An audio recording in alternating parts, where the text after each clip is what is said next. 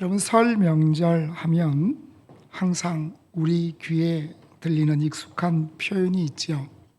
민족 대이동. 보니까 우리 교회 성도들도 자녀들이 온 가정도 있고 시댁이나 또 다른 곳으로 가신 분들도 있고, 최근 설 연휴를 기준으로 해서 3천만 명에서 3,500만 명이 이동한다라는 통계를 봤습니다. 지금은 80% 정도가 승용차를 이용해서 이동하지만 90년대까지만 해도 철도가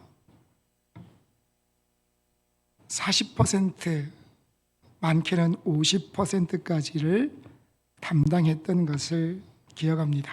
자, 그때 설 명절에 귀성을 준비하는 모습이 어땠을까요? 그 전날 새벽부터 밤 몇 개부터 사람들이 나와서 줄을 서서 뭐를 기다렸어요? 지금은 온라인으로 예매를 하지만 그때는 저렇게 줄을 서서 고향 가는 기차표를 사겠다고 많은 분들이 기다렸던 그런 시간들이 있었습니다. 저분들은 지금 어디서 뭘 할지, 그때 역에 가면 손에 선물 꾸러미를 들고 고향을 향하던 그런 발걸음들이 있었습니다. 의상도 맞춰 입고. 근데 보세요, 여러분, 방금 기차표가 있다고 해도 워낙 많은 사람들이 몰리기 때문에 힘들게 기차를 타고 집으로 가는데 그 사람들의 표정이 어때요? 기쁨이 넘칩니다. 왜요? 사랑하는 가족을 만날 수 있기 때문입니다. 이런 설날이면 아이들이 기대하는 게 있죠. 뭘까요? 네, 세뱃돈입니다. 자, 저는 이 사진을 보면서 처음에는 좀 두려웠어요. 자, 여러분 보세요. 할머니, 할아버지가 앉으셔가지고 아이들이 세배하는 거를 탁 하는데, 야, 우리가 볼 때는 아주 다복하셔서 자녀들이, 손자들이 많구나 라고 생각할 수 있지만, 여러분, 세배를 받으시는 분이 공짜가 아니잖아요. 그래서 좀 몇 명인가 쉬어봤더니 앵글에 안 걸리는 수까지 해가지고 참 대가족인데, 저 자녀들을 바라보는 할머니, 할아버지가 어떤 마음이셨을까? 물론 기쁜 마음이셨겠지만 우리나라는 예전부터 세배하는 문화가 있었습니다. 그런데 1960년대까지는 세뱃돈 문화가 따로 없었다고 합니다. 그냥 세배를 하면 덕담을 해주시고 과일이나 꽃감을 주면서 함께 음식을 나누었던 그런 세대라고 합니다. 아이들은 그때 받는 과일 하나, 꽃감 하나만으로도 기뻐했고 행복했습니다. 1970년대에 경제적인 성장을 이루면서 음식 대신 100원짜리 지폐를 세뱃돈으로 주는 것부터 시작해서 세뱃돈 문화가 정착되었습니다. 여러분, 어렸을 때 설날 하면 어떤 기억이 있습니까? 어떤 기쁨이 있습니까? 설날 정말 많은 손님들이 지나가고 오후에 자기 방에 앉아서 그날 들어온 세뱃돈을 한번 확인을 하고, 그리고 동네 문구점에서 내가 그동안 봐두었던 장난감을 사거나 아니면 동네 마트에서 먹고 싶은 과자를 샀던 그 기쁨이 우리에게는 있었습니다. 얼마 지나지 않아서 엄마가 세뱃돈은 엄마에게 맡겨라. 그리고 분명히 우리는 잠시 맡겼을 뿐인데 수십 년이 지난 지금 그 세뱃돈의 행방을 아는 사람은 아무도 없습니다. 요즘 자녀들이나 조카들에게 세뱃돈을 얼마나 줘야 되는가 하는 그 문제들이 상당히 많은 고민으로 자리 잡고 있습니다. 아이들은 그 나이에 따라서 이 아이들을 초등학생은 얼마, 중고등학생은 얼마, 대학생은 얼마, 어떤 집은 야, 대학생은 세뱃돈 받는 거 아니야 라고 일단 제외시키고, 아니면 초, 중고, 대 1, 3, 5, 3, 5, 10 이렇게 나름대로 규칙을 정해줬으면 좋겠다라고 말씀하는 분도 있습니다. 왜요? 때로는 그 세뱃돈의 지폐의 색깔에 따라서 받는 아이들의 표정이 달라지기 때문입니다. 얼마 전 세뱃돈 동상이몽이라는 뉴스를 봤습니다. 설날에 자녀와 조카들에게 얼마를 줘야 하는지, 그런데 주는 사람이 생각하는 지폐의 색깔과 받는 사람이 생각하는 지폐의 색깔이 너무나 달랐다는 것입니다. 초등학생과 어른 1,100명을 대상으로 적당한 세뱃돈 액수에 대해서 물었더니, 자 여러분, 초등학생들에게는 얼마를 주는 게 적당해요?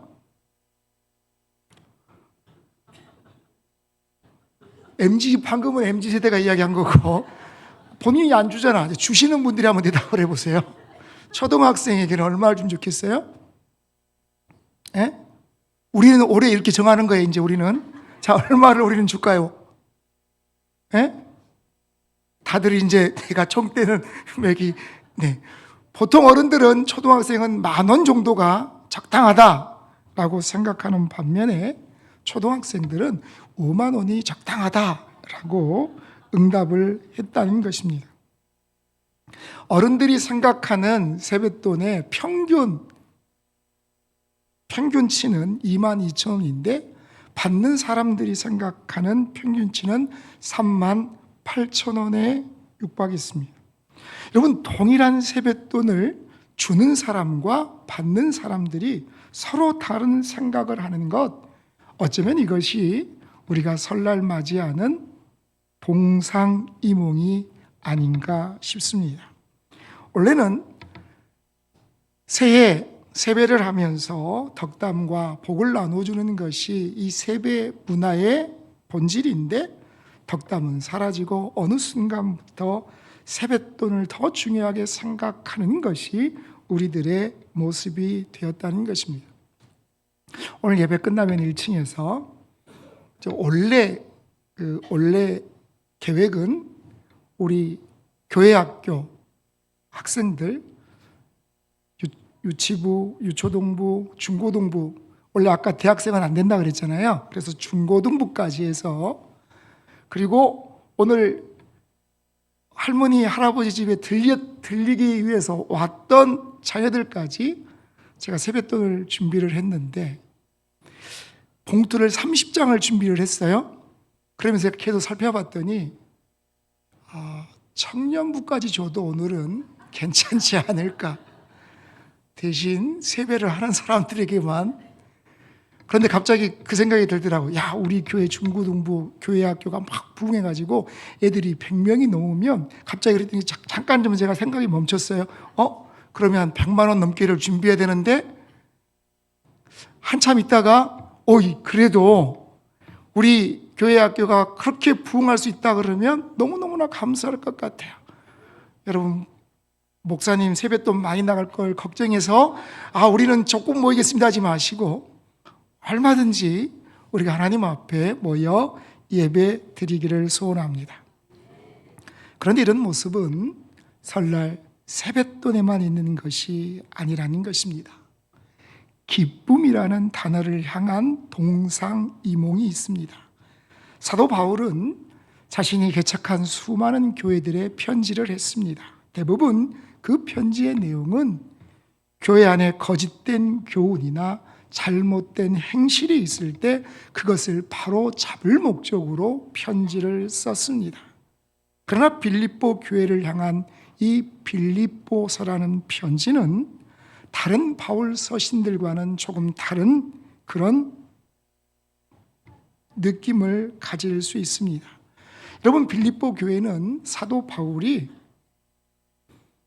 어디를 가서 선교를 하든 사도 바울 선교 사역의 든든한 후원자가 되었던 교회였습니다. 사도 바울이 로마에 1차 투옥되었을 때에도 빌립보 교회는 에바브로디도라는 사람을 보내서 바울의 감옥 생활을 도울 수 있도록 해 주었던 바울을 사랑하는 교회였습니다. 바울은 그런 빌립보 교회를 향하여서 감사와 찬양과 기쁨을 전하는 바로 그 편지가 우리가 계속해서 살펴보는 이 빌립보서입니다. 그런데 빌립보서를 기록할 때 사도 바울의 형편이 어떠했다는 것은 우리가 계속해서 살펴보았습니다. 사도 바울이 로마 감옥 가운데 가택 연금 가운데 갇혀 있으면서 쓴 옥중 서신 중에 하나가 빌립보서입니다. 어쩌면 감옥이라는 가장 절망적인 상황 가운데에서도 그런 가장 큰 기쁨을 노래하고 있기 때문에 환경을 초월한 신앙의 기쁨이 무엇인지를 선포하고 있기 때문에 빌립보서를 뭐라고 부른다고요? 기쁨의 서신이라고 부른다는 것입니다.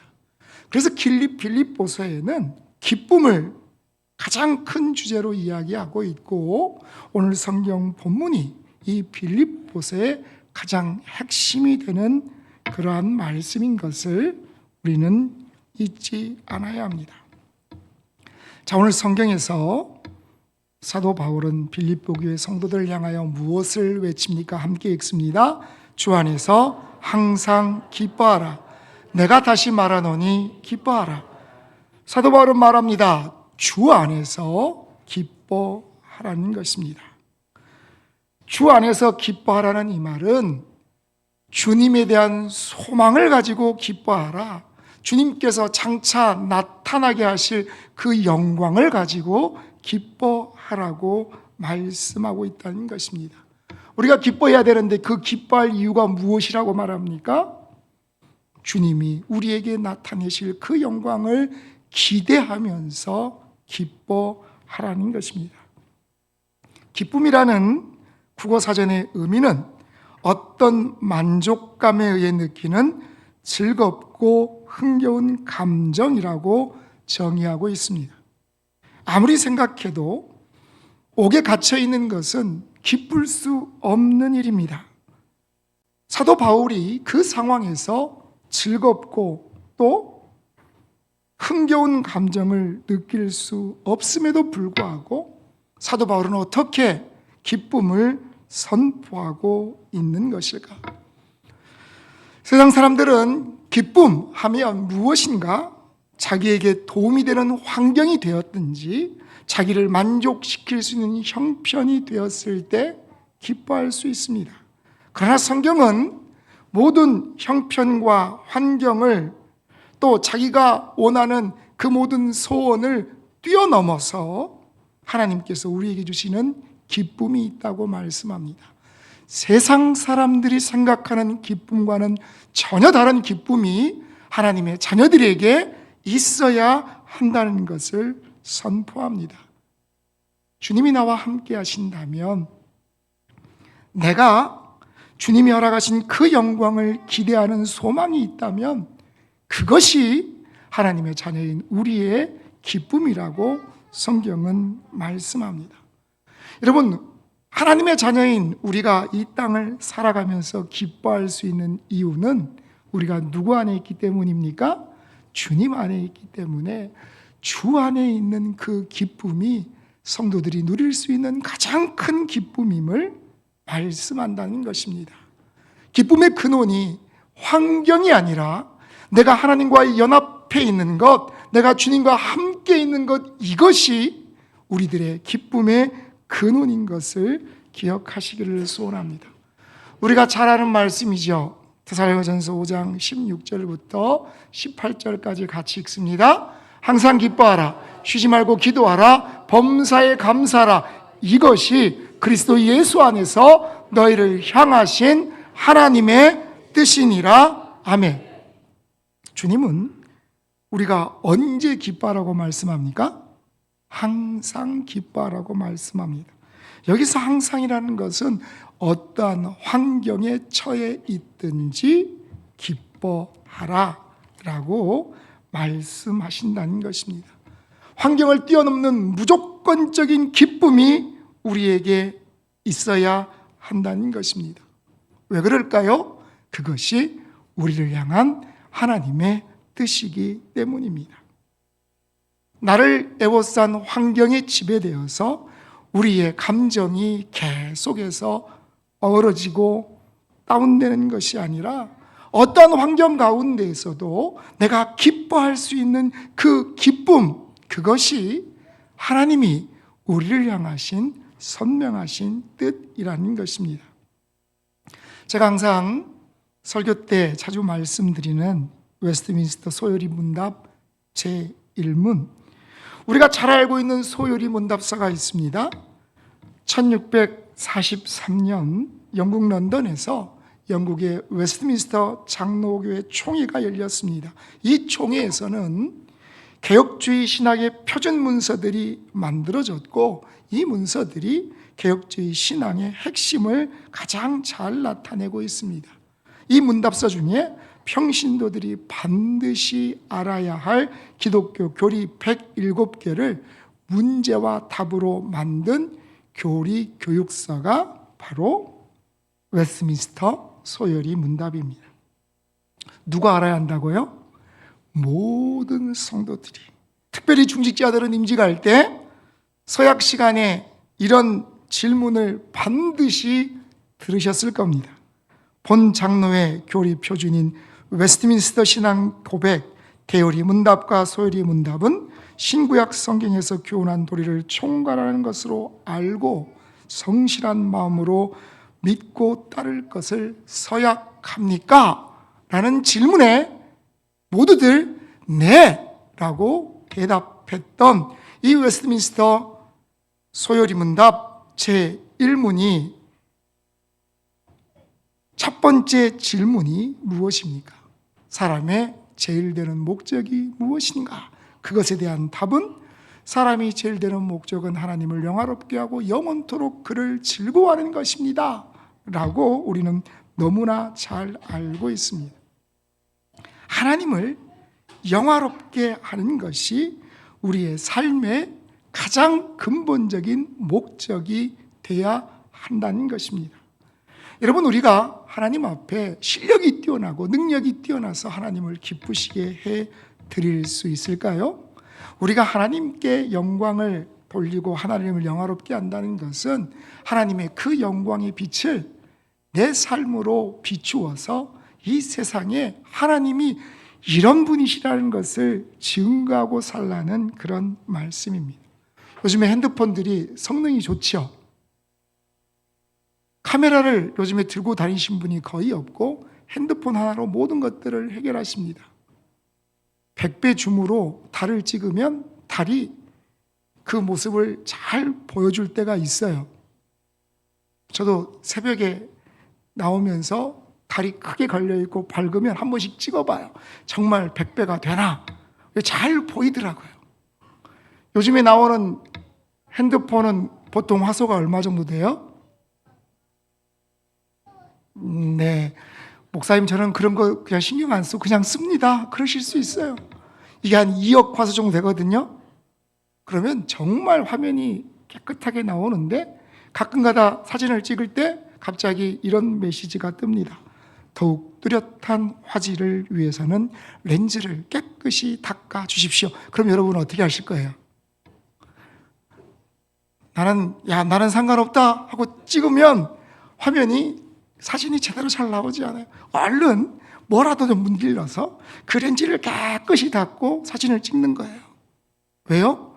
아무리 성능이 좋아도 렌즈가 더러우면 사진이 제대로 나오지 않기 때문에. 여러분, 우리가 하나님을 영화롭게 하는 것이 하나님이 주시는 그 은혜를 세상을 향하여 반사하는 삶이 되는 것이라면 우리의 삶이 하나님의 영광을 위해서 살기 위해서는 늘 끊임없이 깨끗하고 거룩하고 성결한 모습으로 하나님의 말씀 앞에 우리 자신을 깨끗이 준비하며 나가야 한다는 것입니다. 바로 이것이 우리가 하나님 앞에 영원토록 그 하나님을 영화롭게 하는 삶의 모습인 것을 기억하시기를 원합니다. 그리고 뭐라고 말씀합니까? 영원토록 그를 즐거워하라는 것입니다. 내가 어떤 형편과 환경 가운데 처해 있을 때에도 하나님을 기뻐할 수 있는 바로 그 이유는 내 삶의 목적이 하나님의 영광을 위해 살아가는 존재이기 때문이라는 것입니다.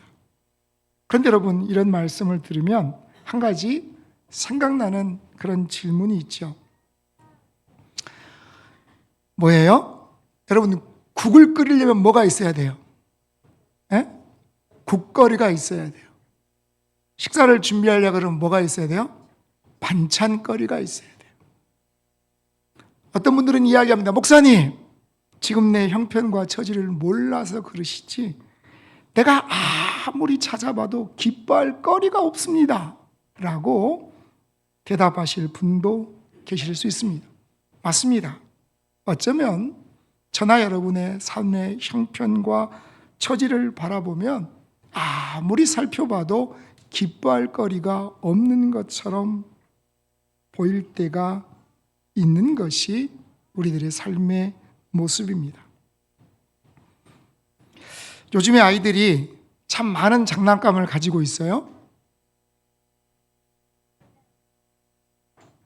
장난감을 별로 안 사주시나 봐요. 요즘에 아이들이 노는 장난감을 보면 참 수많은 문명의 이기들을 가지고 이런 게 있어 할 정도로 아이들은 많은 것을 가지고 있습니다. 그런데 아이들 대부분이 놀 줄을 모릅니다. 대부분 집에 들어가면 뭐예요? 애들이 그냥 책상 앞에 앉아가지고 열심히 컴퓨터에서 빠져나오지를 못합니다. 그런데 엄마 아빠들이 어린 시절에는 어땠습니까?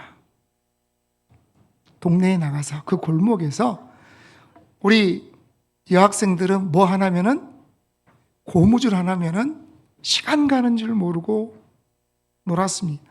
제가 나중에 이제 그 고무줄 하는 분들을 지켜보니까 어느 정도 경지에 이르면은 손을 짚고 고무줄 막 넘더라고. 대단한 분들이 많아요. 자, 우리 남학생들은 뭐 했을까요? 여러분, 그 땅에다가 줄만 그리면 오징어 게임이 되고, 그리고 이 돌멩이를 가지고 하는 걸 뭐라 그래요? 서울 사투리로는 비석치기, 전라도 표준말로는 깽까 맞추기, 네, 그런 게 있어요. 어떤 이들은 비가 오나 눈이 오나 바람이 부나 태풍이 부나 그 골목길에서 얼마나 재밌고 열심히 아무것도 아닌 것 가지고 참 기쁘게 노는지 모릅니다. 저는 그 모습을 보면서 어쩌면 우리의 자녀들의 세대들은 기뻐하는 법을 모르는 세대가 되어가는 것은 아닐까 하는 마음에 두려움이 있습니다.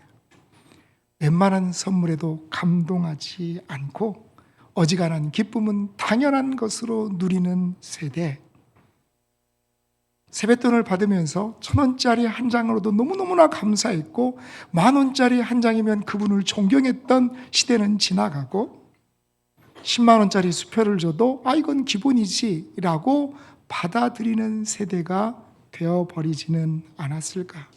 그러다 보니까 신앙하는 법을 모르는 그런 세대가 되지는 않을까 하는 두려움이 찾아옵니다. 하나님에 대한 정보는 많이 알지만 하나님 앞에 신실하게 살아가는 법을 배우지 못한 세대, 예배는 드리지만 하나님을 경외함으로 살아가지 못하는 세대, 믿는다고 말은 하지만 하나님 앞에 모든 것들을 맡기며 살지 못하는 세대, 축복을 원하지만 순종은 배우지 않는 세대.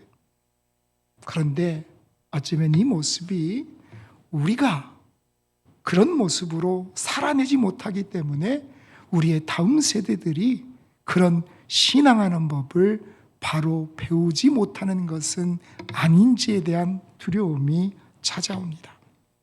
오늘 성경은 분명히 우리에게 말씀합니다. 다시 한번 읽습니다.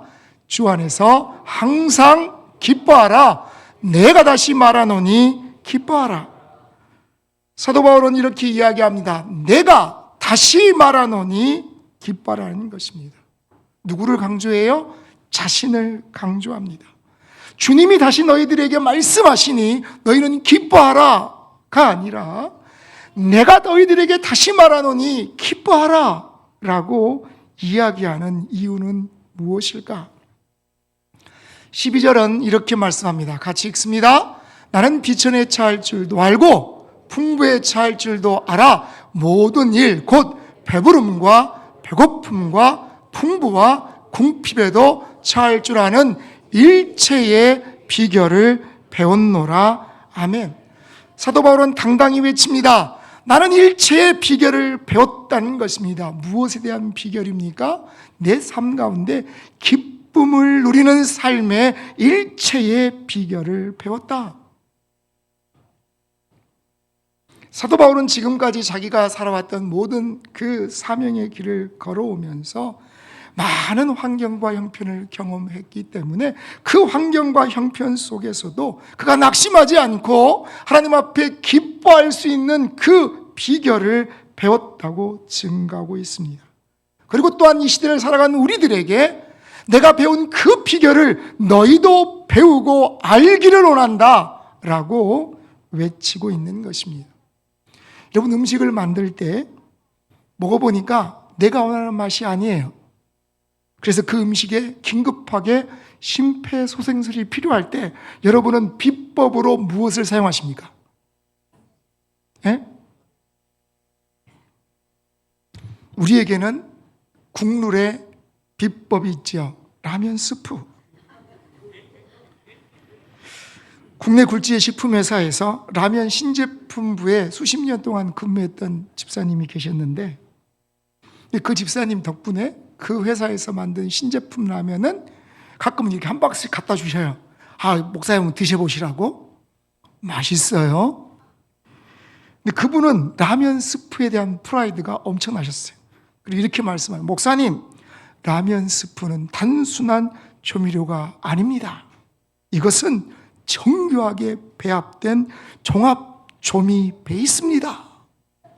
무슨 말씀인지 모르겠지만 한마디로 이거예요. 라면 스프는 국물 요리의 끝판왕입니다. 그것이 모든 요리를 정말 맛깔나게 하는 비법입니다 라고 자랑하시는 것을 들었습니다. 여러분, 사도 바울도 자기가 살아보니까 어떤 상황 가운데서도 기뻐할 수 있는 비결이 있더라. 그러면서 그 비결이 무엇인지를 우리에게 증거하고 있는데 그것은 상황과 형편을 초월해서 내가 주님 안에 함께 있다는 이 사실을 잊지 않는 것, 이것이 내 삶의 기쁨의 비결입니다 라고 우리에게 증거하고 있다는 것입니다. 사랑하는 성도 여러분, 여러분은 지금 기쁨이 있습니까? 삶에 넘치는 그런 기쁨이 있습니까? 자녀들을 바라볼 때마다 내 앞에 다가오는 삶의 문제들 앞에 서 있을 때마다 내 안에 넘치는 기쁨이 있냐는 것입니다. 아니면 내 인생은 왜 이렇게 꼬였어? 긴 한숨만 쉬고 계십니까? 사람들은 자신들이 원하는 것을 얻을 때 그것을 기쁨이라고 이야기합니다. 그러나 성경은 내가 바라는 것을 원하는 것이 그것이 기쁨이 아니라고 말씀합니다. 물질이 풍족하여지고 또 내 건강이 아무 이상이 없을 때 그것이 기쁨이라고 말씀하시지 않습니다.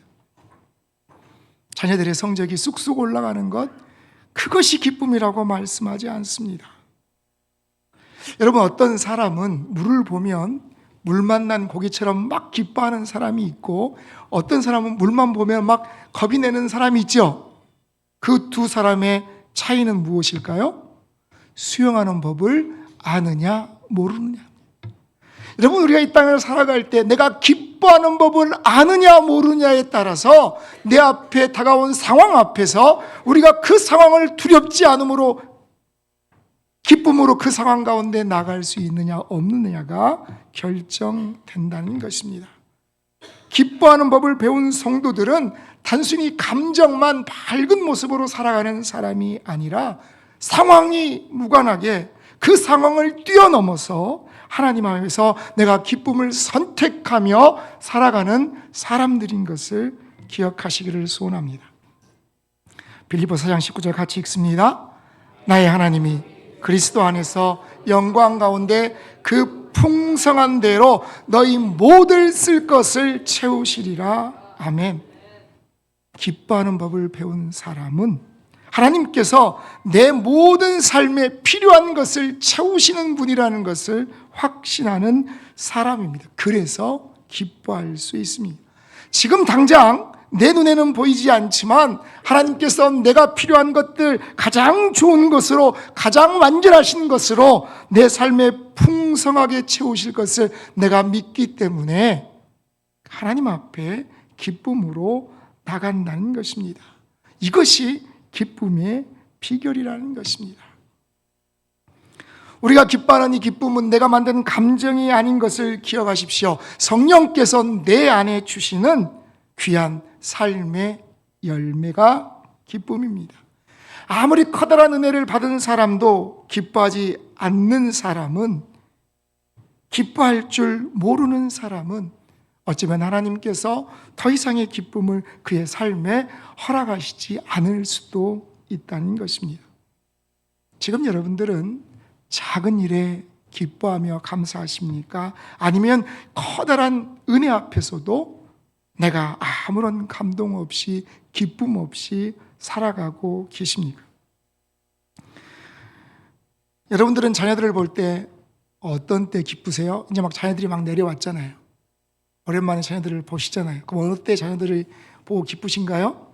자녀들이 문을 열고 들어올 때 막 뭔가를 막 들고 가지고 이거 뭐 들 데가 없네 막 이렇게 들어와야 여러분 기쁘신가요?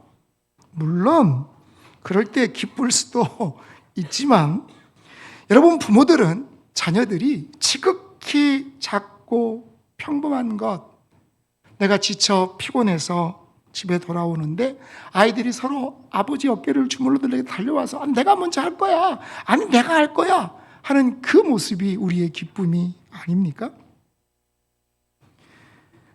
엄마가 아빠가 밖에 나가 집에 돌아오면 애들이 막 버선발로 뛰어나서 엄마 아빠 안기는 그것이 우리의 기쁨이 아닙니까? 우리의 자녀들이, 또 우리의 자녀의 자녀들이 아직 어리지만 그들이 함께 모여 가정 예배 드릴 때 고사리 같은 손으로 하나님 앞에 기도하는 그 모습이 우리에게 기쁨이 아닙니까? 하나님께서는 우리의 일상 가운데 허락한 그 모든 하나님의 작은 은혜 앞에서도 기뻐하고 감사함으로 반응할 때 하나님이 그 모습을 바라보시면서 기뻐하실 줄 믿으시길 간절히 소원합니다. 기쁨의 이상동몽, 다른 잠자리에 있지만 같은 꿈을 꾸게 하시는 것이 있습니다. 많은 사람들이 기쁨이라는 단어에 동상이몽을 꾸고 있을 때에, 그래서 세상 사람들의 기준과 세상 사람들의 그 눈에는 내 삶에 내가 원하는 것들이 내 손에 쥐어지고 내 물질이, 내 주머니에 물질이 가득해지고 또 내가 만족할 수 있는 일들이 내 삶에 넘쳐날 때 그것이 기쁨이라고 생각하는 바로 그때에 하나님의 자녀인 우리들은 내가 어떤 처지에, 어떤 형편에, 어떤 환경에 있다 할지라도 그 환경 가운데 부어주시는 하나님의 놀라운 은혜를 바라보면서 기뻐할 수 있는 그러한 모습들이 저와 여러분의 모습이 되시기를 간절히 축복합니다. 오랜만에 온 가족들이 함께 모여 하나님 앞에 예배드리는 이 시간, 언제 어떤 상황에서든지 만족할 수 있는 일체의 비결, 하나님께서 우리에게 허락하신 이 기쁨의 내 영혼의 만능 레시피를 기억하면서 우리가 이 설 명절 그리고 이 주간 하나님 앞에 기쁨이 충만한 우리의 모습들이 되기를 간절히 축복합니다. 우리의 자녀들을 바라보면서 또 우리에게 허락하신 하나님의 내일을 소망하면서 비록 그것이 지금 내 눈앞에 이루어져 있지는 않다 할지라도 하나님께서 앞으로 우리에게 부어주실 그 완전하고 놀라운 그 은혜를 기대하며 오늘도 하나님 앞에 기쁨의 모습으로 나아가는 저와 여러분이 되시기를 주님의 이름으로 간절히 축복합니다.